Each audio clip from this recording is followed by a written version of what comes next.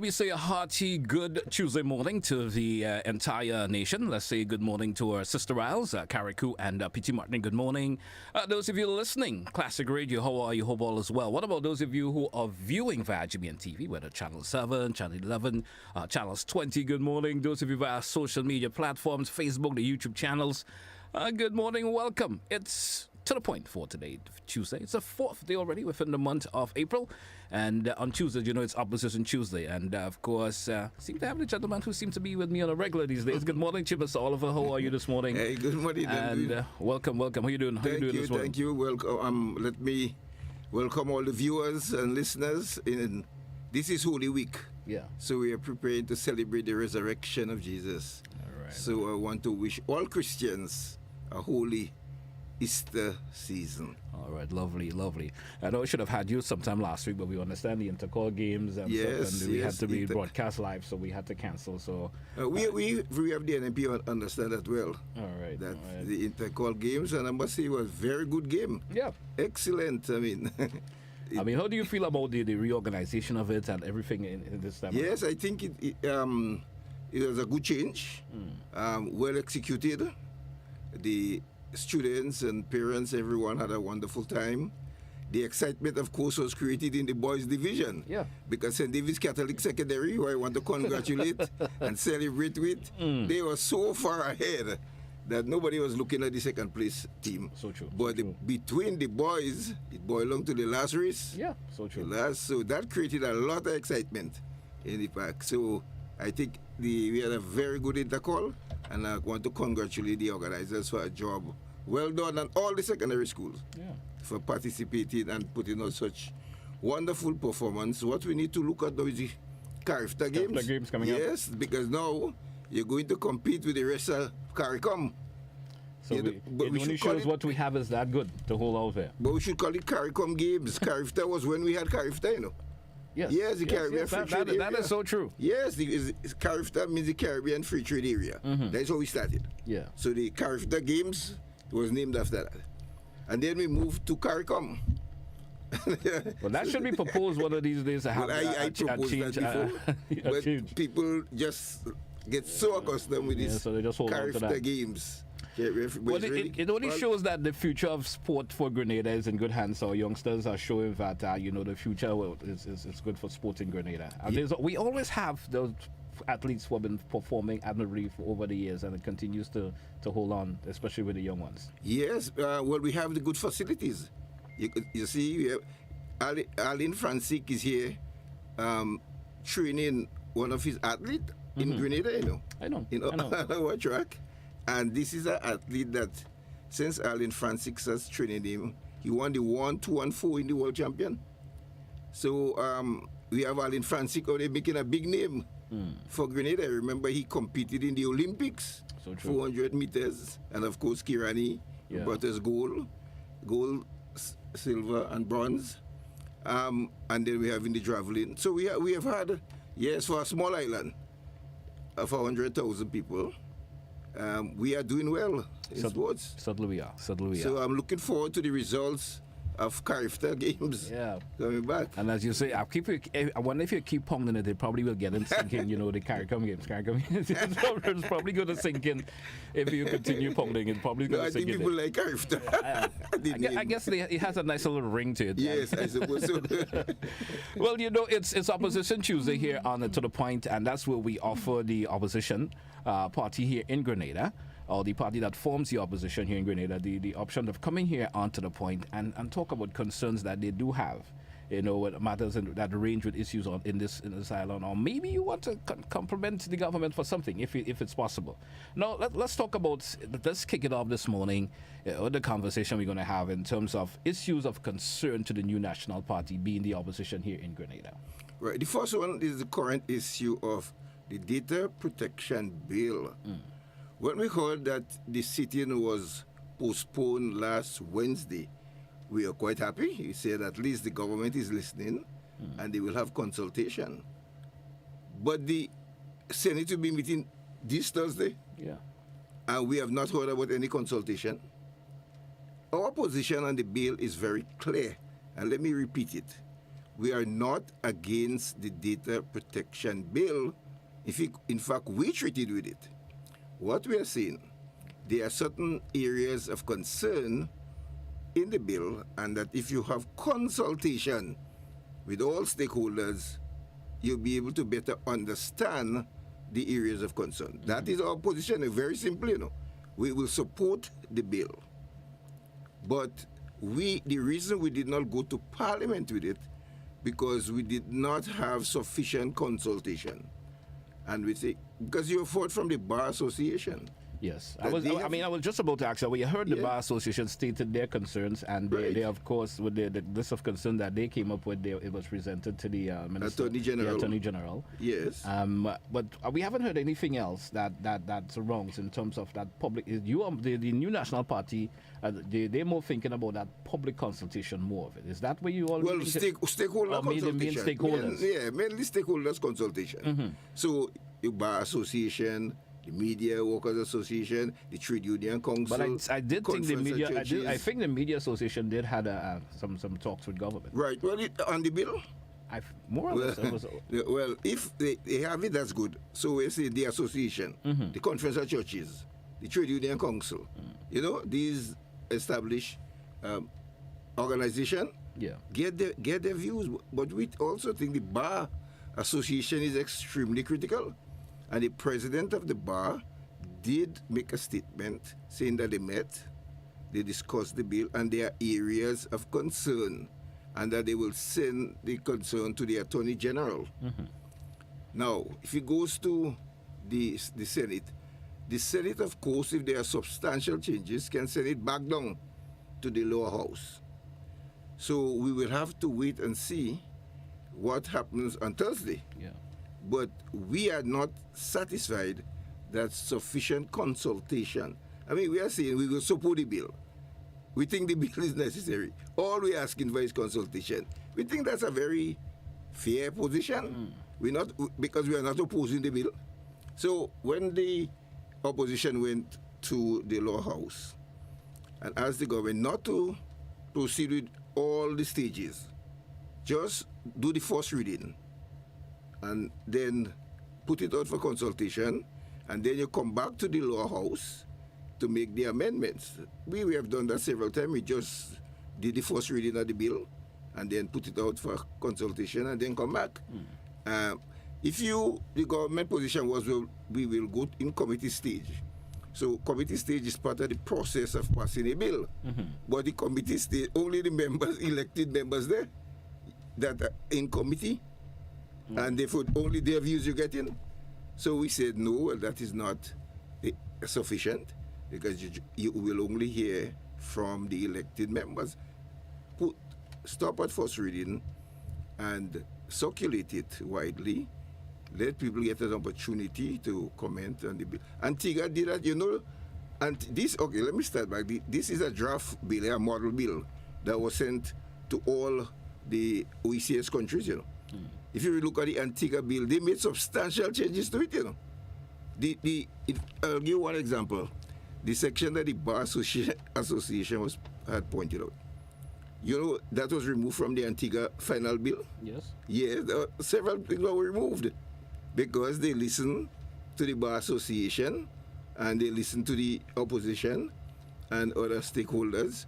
So the Antigua bill is not in its original form that was sent out. Well, on Thursday, the Parliament's going to be meeting. Do you think there are going to be any parts of the bill out that was of concern to the New National Party and other stakeholders? You think that those parts are going to be removed?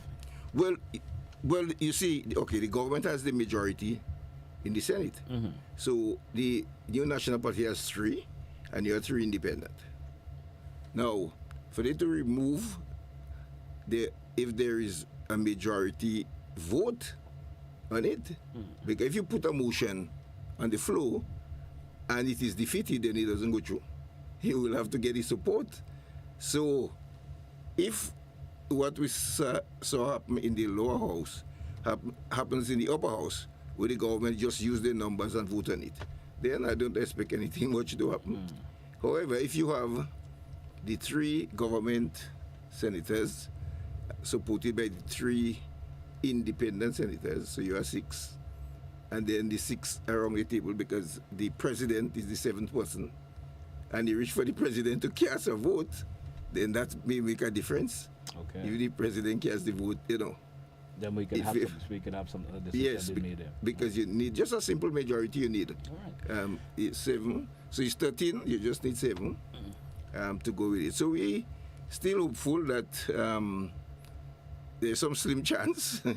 Let me ask you this, Mr. Joseph. You know, folks may say that the bill was presented to the new National Party in their reign, and maybe why wasn't anything done to move that bill forward during the reign of the new National Party? No, it was not. Okay, so let me go right back. 2011 was not the new National Party in office. It was presented to the then National Democratic Congress in 2011. So let's say, okay, the National Democratic Congress in 2011. Right. The new National Party took over in 2013. 2013. Yes. And I'm assuming the new National Party had knowledge that that bill isn't fair. Why wasn't it moved forward, consultation to the magnitude or anything so like that? when we finished, so there was a process. So he went to Legal Affairs to advise, and then a committee was set up to look at the bill, but that was running parallel to a number of other bills, and then they said, okay, let us go then into consultation. The bill came to cabinet. There was a cabinet decision, but a cabinet decision is not law. From the cabinet decision, you go to consultation. They send to the Attorney General, they make the various amendments, then you go to Parliament with it. So during that period, we did not take it yet to Parliament because we wanted to ensure broad consultation on the bill. So while it was approved by the Cabinet, it was not presented to Cabinet because we were not satisfied that sufficient consultation was held. And Grenada is not the only member state that has not yet passed it, Because I asked that because I've heard of course, the Honorable Prime Minister mentioned it was the NMP's bill. So that's what I'm asking. Well, yeah, and that is, you can't say it's an NMP bill. You know in government, and you bringing it to Parliament. We didn't bring it to Parliament. You brought it to Parliament. It's your bill. So I don't understand this thing about it is your NMP bill. As I said, it was presented to NDC in 2011. Then we came into office. And if we take a bill that we made there from the NDC when we came in 2013, we don't go in Parliament and say, well, there's an NDC bill. We take responsibility for it. We say, this is our bill. And we are taking it to Parliament to pass it in the interest of the people, and we accept responsibility for the bill. So I don't understand a statement about it's an NMP bill and now NMP opposing it. We are not opposing it. We are saying you need to have greater consultation, that is all. And when you have greater consultation and we are satisfied, we give you full support going forward on the bill. So it's not about an NMP or NDC bill. No, not wanted to go too in depth into the bill this morning, but what are some of the major concerns of the new National Party about the bill? Well, a lot of concerns have been raised in different quarters, but our main concern is they must not infringe on the rights of people, generally. That is our concern. Any section there that will infringe on people's rights, we are opposed to it. And there are sections, we think, when you talk about authorized officer, you don't have to be a police officer that could come and search your home and so on. As I said, I don't want to go too much into the bill because we have our members in Parliament went into it and so on. But that's why I said we're not going to go too deep so in it. Generally, just some of the general, yes. So the general concern is that, so our concern is that the rights of the people must not be infringed, must always be protected, and if the bill go through in this form that is currently presented, and we think that there are areas that violate people's constitutional right, it will be tested in court. Okay. That is our position. All right. We come back and chit-chat some more with Mr. Oliver Joseph representing the New National Party here on To The Point this morning. It's Opposition Tuesdays, 18 minutes after the hour. We're taking a break. We're coming right back, folks. Stay with us. It's To The Point.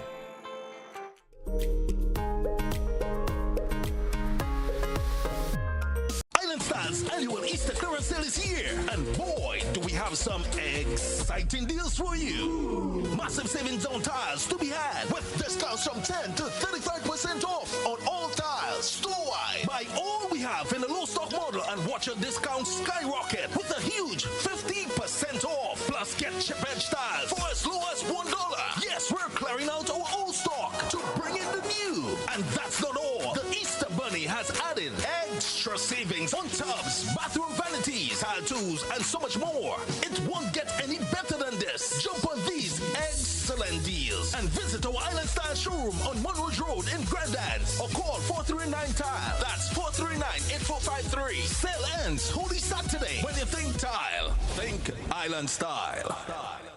Customers and experts have tested Dormer's high-impact windows and realized just how durable they are. Forget burglar proofing. Get 20 years warranty on frames, sea blast resistance, no rust or corrosion, and value for your money. Visit Caribbean Shutters, Windows and Doors for Dormer's quality UPVC solutions.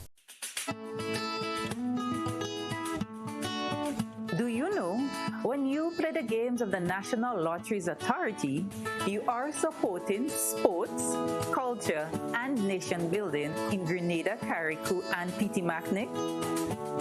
Hi, I am Junior Murray, cricket coach, sports enthusiast, and a former West Indies cricketer.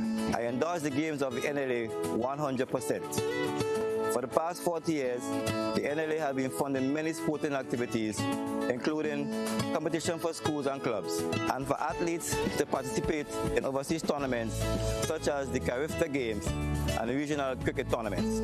Additionally, they made it possible for you, the public, to view local, regional, and international tournaments from the comfort of your homes. For those reasons, I play the game of the NLA. Even if I do not win, I know Grenada always wins. Yes, when you play all the games, the NLA in turn supports sports, culture, and nation-building activities throughout the Tri-Island state.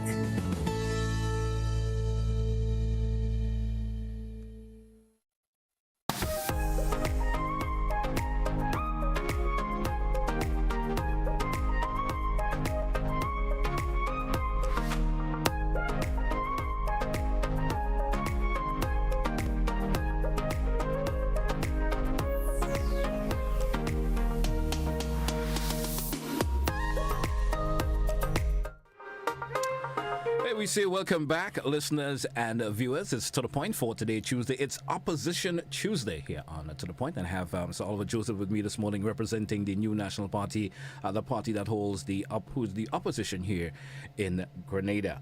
Now, a next topic of concern that we would like to talk about, I want to what the New Nationals Party, being the opposition, their perspective on it, is in the MNIB debacle that is still going on. What's the New National Party take on it in terms of the recent developments that we've been hearing from the government side of it? First of all, we have stated very early our position in that you need to restructure, and we will support restructuring of marketing board. That has been the party position. Instead of closing it down. Because when it reopening, it will not be reopening as MNIB, you know. There will no longer be any MNIB coming as a new entity. A new entity. Yes. So the public must know that some people think it coming back, it will be back as MNIB, but with different shareholders. No. It will not be MNIB. The act will be amended. Or the act will be revoked, in fact, not amended, to get rid of MNIB, and a new entity will be created. We oppose to that decision. Our decision is that it should be restructured and put in place. Now, when the announcement was made by the Minister of Finance and Prime Minister, he said that they will take over all liabilities, the workers' compensation, and all the other debts. They will take it over. And he, at the time, stated that the total liability was $15 million and the asset was $18 million. Right? So the asset greater than the liability. Now, recently, we have heard from the Minister of Finance that is asking for all those that marketing board owing money, and I try to use simple terms rather than the accounting terms, owing money, asking them to take a 50% haircut. Now, nothing wrong in principle. There's nothing wrong with asking for a 50% haircut, you know. No, in principle, nothing wrong with that. But in the case of the marketing board, you have farmers, small, medium, and large farmers, that you owe, and you owe to ask these farmers to take a 50% haircut. You know what are the effects of that? So you have a farmer that you owe, say, 10,000, and you're asking him to accept 5,000. This farmer is depending on the money to send his child to college and university come September. But you're asking him to take a haircut. I think if you asking for a haircut, as I said, nothing wrong in principle with that, you go to the financial institutions. The financial institutions, and ask them to take a haircut. But you did not separate the small farmers from the big financial institutions.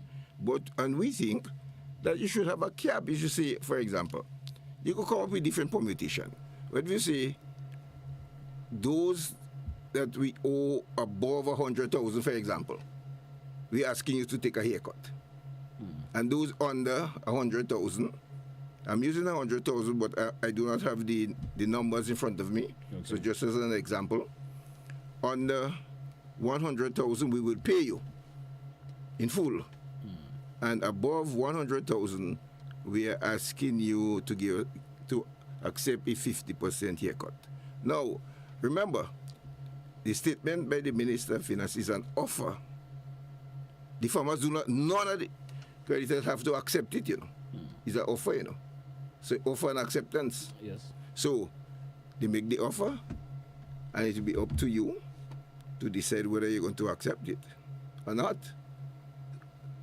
So we are saying that you must separate the people, separate who you owe, and make a distinction between the small farmers who are depending on the money for their livelihood that was not paid, and the big financial institution. We think that will be a better approach than asking everybody to take a 50% haircut when you stated that all the liability will be accepted by the government and the government will pay. But did the government actually said that they asked everyone to take that 50% haircut, or was it just a generalized statement, or have they made any distinction who they will be asking for that? Well, that's the problem. They did not make any distinction. So if you did not make any distinction, then it applies to everybody. Unless you come out and say, well, all those who own less than 100,000, then you made no distinction. So one is to assume that you're talking to everyone. And we are saying that you should have made a distinction in asking for this favor, this haircut, which is an offer. We don't know if it will be accepted by the financial institutions. When we came into office and we were restructuring our debt, and we asked for a haircut from the bondholders of 50%. That was millions of dollars you were talking about, you know. And then we appointed a negotiating team to work with these people, you know, to negotiate this reduction. So imagine you come and you bought government bonds, 10 million in government bonds. That the bondholders were the ones we were talking to. Is you now, and instead of paying you your money with the interest, you are coming to me and say, if you take 50% off, we will pay you the remainder. So you're giving them 5 million, or even though it's 2 million and we ask you to give 1 million, so we had to negotiate. We had to appoint a team that were used to negotiating at that level to see how much we could get. Because if you ask for 50, some might agree, well, the most I could give up is 25 because it's a negotiation. I know, but we still have, we still have to await, the final outcome in terms of this. It was just an offer that was presented. I'm assuming some form of consultation will take place with the farmers or the creditors, per se, and see what the final outcome would be. We cannot cast an overall judgment on it as yet. No, we're not passing any judgment. We are saying the way the announcement was made, at the very beginning, you could have said that all who we are owing less than 100,000, we will pay you within 90 days.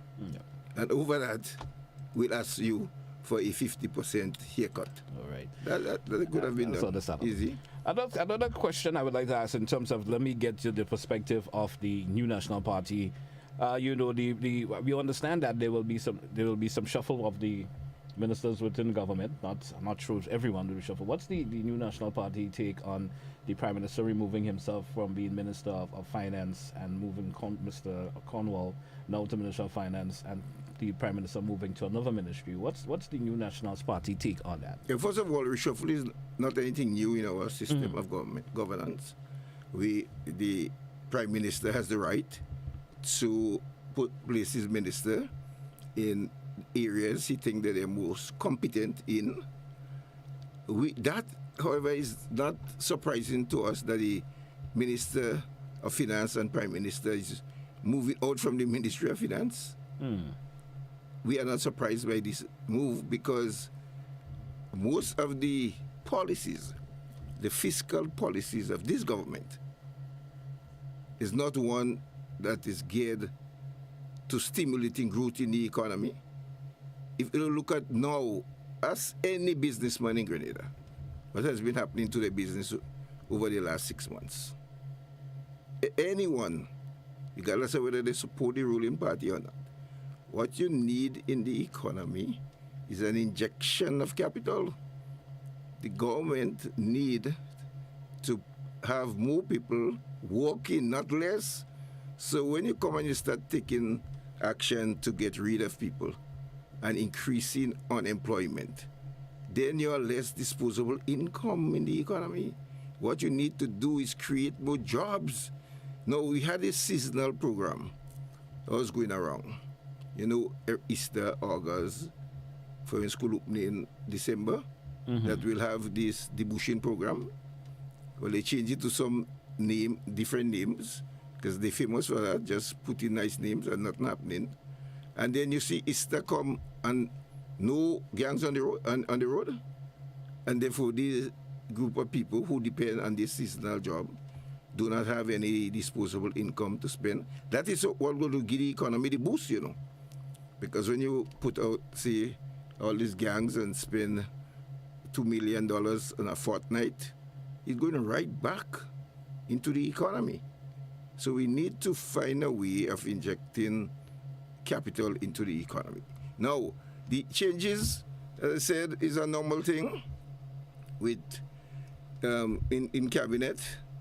The decisions that are, the policies that are made and implemented are made in cabinet, because really what you have is cabinet government, Everything goes to cabinet for decision and policy action. All right. But if the Prime Minister thinks that the Ministry of Finance is too much a burden for him at this time, in addition to his other portfolios, yes, and decide to move and put a next minister there, well, very soon at 10 o'clock, they will make the announcement. So I don't want to read too much into who else will change or what else will happen. But let me kind of start this slanted conversation in this segment now. Let's find out what's going on within the new National Party. Well, our party, since the defeat at the polls in the last election, have been reorganizing and restructuring the party. And we have a political leader. I find the conversation I'm hearing outside, it seems that though people will realize that the Dr. Mitchell is still the leader of the new National Party. He has not been replaced. So we have a leader, and we have a team, and we have an executive that meets twice a month, and we are restructuring the party. Now, to going forward, because we lost the election, and there are 9 constituencies that we lost, we have to do a lot of work there to bring back the party into focus, have the right structures in place, because you need to have party structure in place, executive in place, so that you can have, if you're planning a convention, the convention is only delegates that attend. Mm-hmm. So how will you get the delegates if you have no party structure, no organization, none of the constituencies active? And that is where the work is taking place, on the ground with our people. And I must say, from my experience, people are very, very receptive and eager to see the new National Party walk again in unity, ready to face the polls, so they can count on the new National Party when the time is due. All right. You know, the Delma Thomas issue is still a topical issue that is going around. We have recent social media posts that has been circulating of her making certain statements and so forth. Give us a synopsis of what's going on in terms. Are we going to hear any resolution to this battle with the Delma Thomas issue anytime soon? Well, we are working on a resolution. Yeah. In fact, this month, a meeting is planned with her, so that we can understand her position. And we think that the matter is not a difficult one to resolve. She has taken a particular position, and the party wants to ensure that as an elected member of the party, that she still represents the new National Party, and that she work in accordance with the new National Party's goal and objective. And we think it's not a difficult matter to resolve. All right. And we think it will be resolved very shortly. Okay. Sounds understandable. We due for a break in this segment. When we come back, we probably will invite, we will be inviting phone calls from you listeners and the viewers of there. If you do have a question or two that you would like to throw out to the, of course, Ms. Oliver Joseph, who represents the new National Party, feel free to do so when we do come back. Stay with us, folks. It's To The Point. We're coming right back. Stay with us. We're coming right back.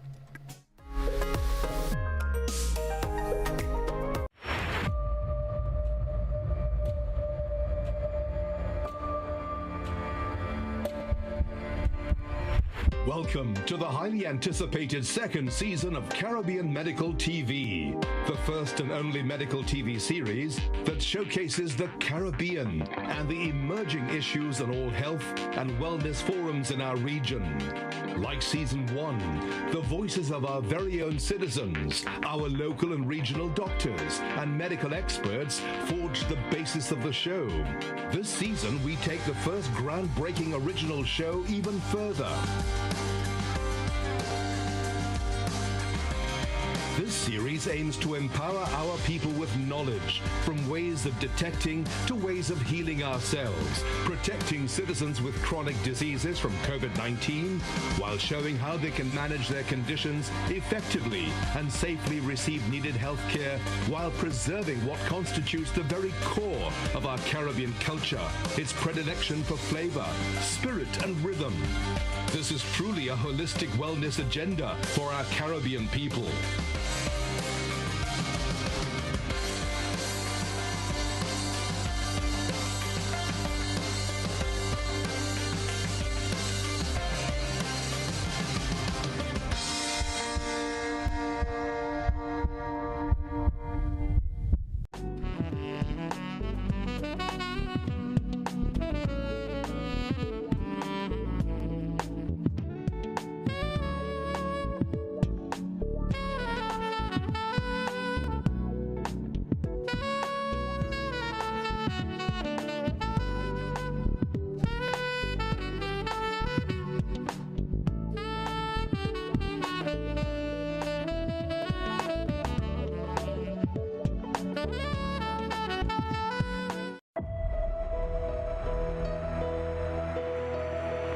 Vaccines protect you and they protect me.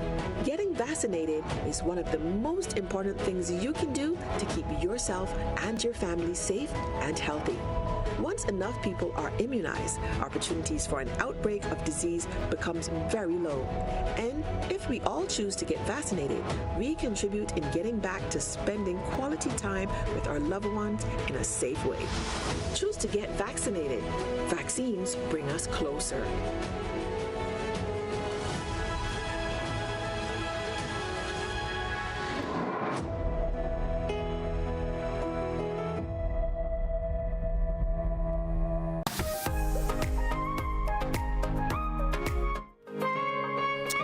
Welcome back, listeners and viewers, to The Point this morning. And we'll be wrapping up to The Point just roughly about 5 minutes or so before the top of the hour this morning. Stick around, we do have that post-press meet this morning, so briefing. So we will be wrapped up at least 5 minutes or so before. This segment, we will invite your phone calls from listeners and viewers out there. You have a question or two you may like to ask Mr. Joseph. I certainly hope he, not hope, but I know he will certainly be able to answer you. Let's entertain our first caller. Caller, good morning and welcome. Hello, good morning. Good morning. And good morning, Mr. Joseph. Morning. Yes. My questions. I would like to hear from you. If you hear about any consultations that the government did in terms of the data bill that they're going to be going to the Senate on Thursday, and I have a lot of mixed feelings because I know in 2020 when you were part of the government when you all were bringing that COVID bill protecting lives, and the NDC PRO at that time, who is now the Attorney General, had a lot of protests and calling on consultations and so forth. And now she is sitting in the driver's seat as the Attorney General. So then I'm looking forward to hear about that consultation, and I believe as the NNP, we should appraise people of such, because listening to the Bar Association, I listened to them, Mr. Ruggles Ferguson, we talk about Antigua and so on, and the Grenada people looking forward. I want to also agree that the fiscal policy of this government is not really in the interest of the lower income bracket people in this country, and an injection to the economy is necessary. So whether you change the Minister of Finance to as much ministers, unless they don't change their policies to govern this country, we will be in real economic problems. And Mr. Joseph, my thing is that in Grenada, I never hear a prime minister to take the Ministry of Infrastructure. So Eric Gary didn't do it. Dr. Kit Mitchell didn't do it. Mr. Caller, please take another 10 seconds and wrap, please. Yes. So I believe the Prime Minister should take the Ministry of Finance as other Prime Minister in the region to lobby and engage mobilizing money to build Grenada, Carriacou, and Petit Martinique. Thank you. Thank you, caller. Thank you for your contribution there this morning. The caller did ask a question, but then she did say a whole lot. Yeah, well, the question she asked is whether I'm aware of any consultation that was held before the bill will go to the Senate on Thursday. As I said earlier, I am not aware. We are hoping that when the Senate sitting was postponed, that it was postponed because of consultation. But I'm not aware of any consultation that was held so that the bill could go to the Senate on Thursday. Maybe there was, but I'm just not aware of it. All right. But we still hold our position that there should be consultation. Okay. Let's entertain another caller. Caller, good morning. Welcome. Hi, good morning to you, GT, and good morning to my dear friend, Mr. Joseph. I do agree with you on the matter of the bill, and as I said before, we have normalized the home just taking the bill off. Caller, I'm not sure of your caller. One sec, I'm not sure of your location or so, but you are breaking up really badly. We're not really getting anything you're saying. Phone. Are you hearing me better now? Much better. Go right ahead. Right. Yes, I'm saying that we had normalized for many years this whole matter of taking bills through all their stages, and which to me was despicable. As I said before, the parliamentarians have a right, they have a responsibility to take it to the constituents before it comes to the parliament. And likewise, the senators have a responsibility to take it to the stakeholders who they represent in the Senate before it's brought. But in the past, it never happened. And it's even worse then. You know why? There was not even opposition to debate it. Now there is an opposition we can debate. Prior to this, for the last 10 years or more, there was not even an opposition to debate. And yet they went through all stages, one sitting. So I mean, it is hypocritical to come now and say that things should be, there should be consultation. There was hardly any. And there was no debate in the parliament because there was no opposition. So to me, this is very hypocritical, but I agree with the principle that it should be done. I said it being done has become the norm for so long. On the matter of the marketing board, as you quite rightly said, it's an offer for the haircut. This has to be accepted. And I'm sure it will turn out to be a negotiation between parties, whether it's financial institutions or individuals. But the question is, how much did these creditors receive? Yeah. Caller, we actually again, for some reason or other, maybe you may have to change your location and call us back because you are badly breaking up for some reason or the other. You may have to change your location and probably give us a call back for some reason or the other. Your call is breaking up. I'm not sure. Yeah, I guess you're hearing the call. You're breaking up bad, yes. I heard the first part about the consultation, and then you start breaking up again. Yeah. But no, what I find strange, the NDC coming to office saying they will do things different. We are calling on consultation, and the caller is saying we never had that, and we passed the bill through all the stages. But you come here claiming to be different, so you can see it as hypocritical, meaning that because we passed through bill all the stages, that we shouldn't talk about it, that we shouldn't say that the government must go through all the stages. That is not hypocritical. You came on a platform saying that you will do things differently. And in the case of this bill, all we're asking for is consultation because we did not take this bill, this particular bill, which we could have done because we had all 15 seats, with no opposition, which we could have taken to Parliament and passed it through all stages. And we did not do that in the case of this bill. And in the case of the bill, we are saying that clearly you should have consultation. Let's entertain another caller. Caller, you're welcome. Good morning. Good morning to you, caller. Guess that there's no one there.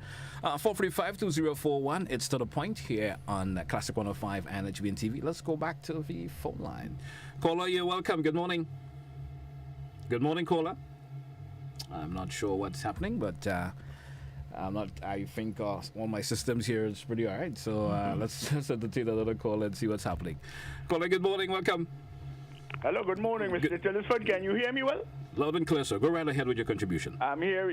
I can hardly hear you. Breaking up badly. Well, I'm not sure. Can you hear me? Well, I am hearing you. Go right ahead. Go right ahead. Good morning. To Mr. Joseph, good morning. Two little things here, Mr. Joseph. I am meticulous about the English language, so when I hear certain terms, verbal terms used, questions always arise.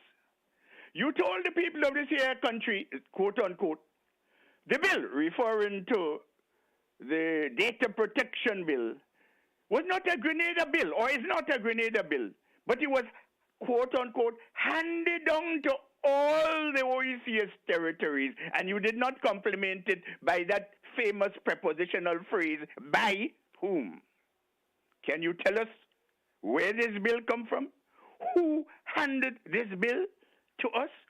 By whom was this bill handed to the Grenadian people? Two. No, Mr. the host asks you on various occasions, twice as a matter of fact, to give him some issue, some point, which your party does not agree with in the debate of the bill. You painted with a big brush anything that violates the constitutional rights of the people. I want to go a little further, Mr. Joseph. Can you give me one clause in that bill, one clause that your party is in disagreement with? Trusting that my questions are clearly understood and that you would answer them correctly. Thank you very much and have a nice day, will you? Thank you, caller. Thank you for your contribution this morning. Yeah, thank you very much. So we had this bill from the Eastern Caribbean Central Bank, well, the currency union, that was drafted as a model bill sent out to the OECS countries for consideration, similarly to the CARICOM model bill, because we are building a single market and economy, and you had a lot of these CARICOM bills being drafted by CARICOM and sent out to the various CARICOM member states, and the member state is free to make whatever amendments to these bills that as they see necessary to fit the local situation. So it was drafted in 2011 from the Currency Union, the members of the Eastern Caribbean Currency Union, or the ECCB Central Bank, and sent out to member states. Not all the OECS member states enacted it. Some of those who enacted it made substantial changes to the bill. So it's a bill that's been there since 2011. Then coming on to this section 44, which was clearly pointed out, section 33. I'll just give you two examples of sections of the bill where we have concerns with. And we think with greater consultation, these sections could be addressed. Okay. Let's entertain another caller. It's 10 minutes moving out before 10 o'clock. Good morning to you, caller. Welcome. Yes, good morning. Good morning to you, Mr. Joseph. I heard Minister Joseph say that when you asked him about the party, he said that the restructuring and so on. I find it difficult. The party that has claimed to be so much in the Grenadian society, is it because of being torpedoed on June 23rd last year that the party is finding it difficult? I don't understand. The party was more or less the Grenadian society. So explain that further to us. Concerning the bill also, you say that the bill is not in the interest of the Grenadian people. But you cannot say, I mean, a layman like me who don't understand anything about the bill, you cannot point out one thing to us, the people, to say this is going to be against you, this is going to put you in trouble. And with marketing board, you know, it is not something now with the marketing board. The marketing board was going through on what? Like in the hospital, in the ICU, yet nothing was being done. This government comes and says, okay, this is the way we're going. You're saying that should not happen. Have a good day. Let us know. Thank you, caller. Thank you for your contribution there this morning. When we started out, we said we are not going into the details of the bill because the party has done extensive work on it. But the previous caller asked, I pointed out the two sections. There is a section that talks about authorized officer, which do not have to be a police officer, entering your home and search, and that's a concern that we have in the bill. Then you talk about having someone that you can go to really decide, and the minister, for example, could decide if a crime is committed or not, and we don't think that the minister should be able to determine whether a crime is committed. But I could spend the whole morning on that, but the reason I am not going into section by section because we have done that in the past. We've done that before. The Bar Association have pointed out, NMP has pointed it out, several stakeholders have pointed it out, and therefore, this morning was to restate the position of the new National Party that we are not opposed to the bill, but that the bill need further consultation before the bill can become law. That is our position. Okay. We're able to entertain one more caller before we summarize for this morning. Good morning to you, caller. Welcome. Hi. Good morning to you, caller. Hello, good morning. Good morning to you. Yes, good morning to you, my dear. And Mr. Joseph, where were you all? Where were you all when NNIB run into problem? Where were you all? What were you doing? Have a nice day. Thank you, caller. Thank you for your contribution this morning also. We'll repeat because I was here the last time talking about MNIB, where we are with it, what we did as a government, and what we recommend to be done is a restructuring of marketing board, reorganization of the marketing board, so that it can become, it can focus on its core objective, its goal, in order to bring it in line, but we are totally opposed to the shutting down of marketing board. So in order that we explained before on this program, all that we did with the marketing board, set up a committee to look into it. We appointed a businessman as chairman to make recommendation.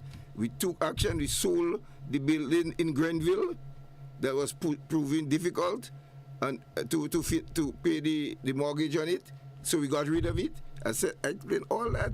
And the same caller had called in this, so I knew that this caller was listening. Right. And then the same question come back up again. The question this morning we are addressing is the haircut that the government is asking for, when the government said they will take on all the liability and now coming to ask farmers and other creditors to take a haircut.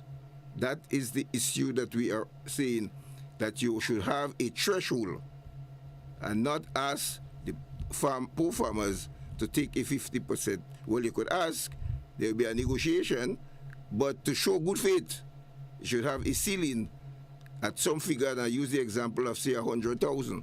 Maybe it might be 250,000, because you have the figures in front of you, and decide at what level, where will you set that threshold, and say, anybody under that, we will pay you within 90 days, and above, we will negotiate for a haircut of 50%. So that is our position.